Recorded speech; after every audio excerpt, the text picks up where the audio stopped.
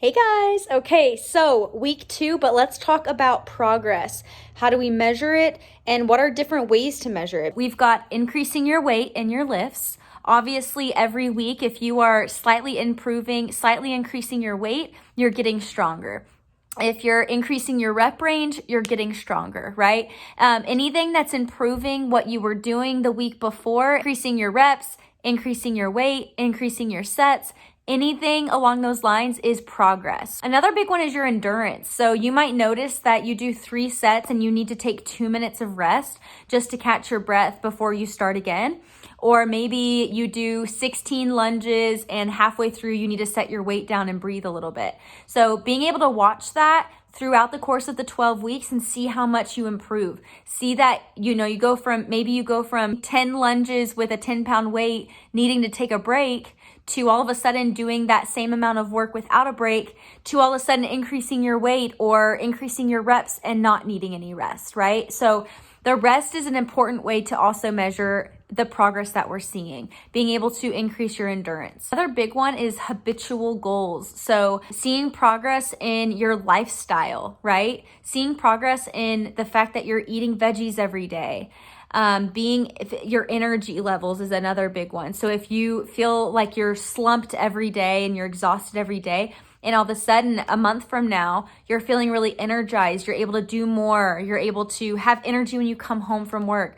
That's another great way to measure progress as well, is just how does your energy improve from the day 1 to the end of the 12 weeks. Range of motion is another one. So being able to go deeper in your squat with proper form, being able to push your hips back further in a deadlift, finding more range of motion with less pain. Maybe going super far down in a squat hurt your knees and now it doesn't. So improving your form and also increasing your range of motion is a great way to measure progress as well. And this is another reason why those videos that you send me every week are so important, because you're going to want to look back and be able to see, oh my gosh, my squat looked like this on day 1.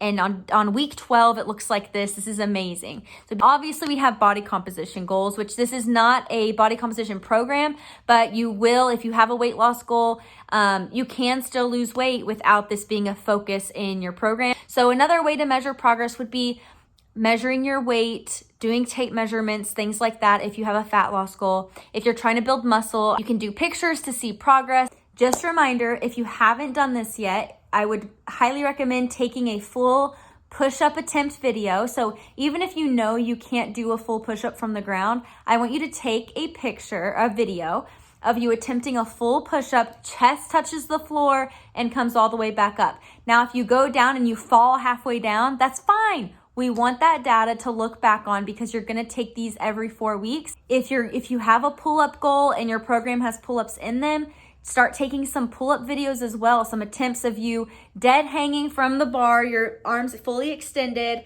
and then you're pulling up, trying to get up as far as you can, trying to go down.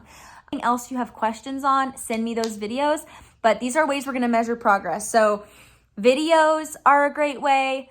Writing down all of the weights you're using throughout the program, the amount of reps you're doing, decreasing your rest time, just journaling about your experience so far as energy level goes. So writing down that you feel super sluggish or that you feel drained or you don't have enough energy to clean the house and things like that are good to jot down now if that's something you feel.